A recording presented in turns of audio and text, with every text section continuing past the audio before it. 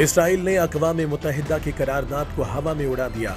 सेहूनी फौज के गजा पर बर्री, बहरी और फजाई हमले जारी हैं। टैंकों और भारी तोपखाने से निहत्ते फलस्तीनी शहरियों को खून में नहला दिया गया है। इसराइली जमीनी, फजाई और बहरिया की बमबारी से मजीद 300 से ज्यादा फलस्तीनी शहीद हो गए। गजा पर वहशियाना बमबारी के नतीजे में बड़ी तबाही फैल गई। दर्जनों लाशों के मलबे तले दबे होने का अंदेशा है। इस हवाले से फलस्तीनी वजारत सेहत का कहना है कि हमलों में शोहदा की तादाद 8000 हो गई है, जिनमें 3600 से ज्यादा बच्चे और 1800 से ज्यादा खवातीन शामिल हैं। इसराइली फौज के हमलों में 22000 से ज्यादा फलस्तीनी जख्मी हुए हैं, जबकि 940 बच्चों समेत 1650 फलस्तीनी लापता हैं।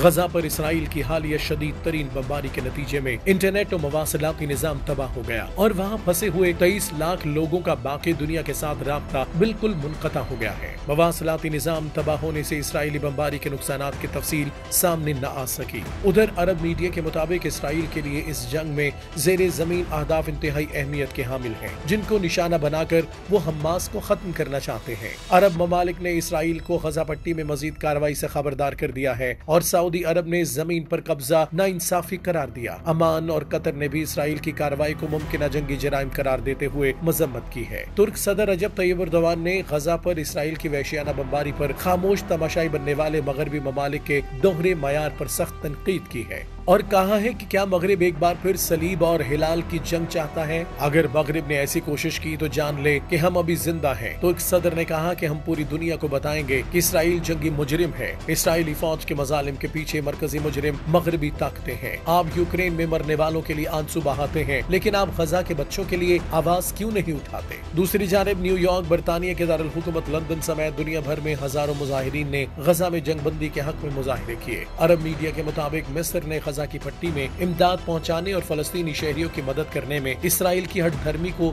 शदीद तनकीद का निशाना बनाया है। याद रहे, अब तक 84 ट्रक इस क्रॉसिंग से गजा की पट्टी में दाखिल हो चुके हैं। जुमे को अक़वाम मुत्तहिदा की जनरल असम्बली ने इसराइल और हमास के दरमियान इंसानी बुनियादों पर जंगबंदी पर फौरी अमल दरामद के लिए उर्दन की तरफ पेश की गई करारदाद को मुतफ़िक़ा तौर पर कबूल किया गया था। इसराइली फौज हमास की तरफ से इसराइल पर शुरू किए गए एक गैर मामूली हमले के जवाब में 7 अक्टूबर से तबाहकुन बमबारी की कार्रवाइयां जारी रखे हुए हैं।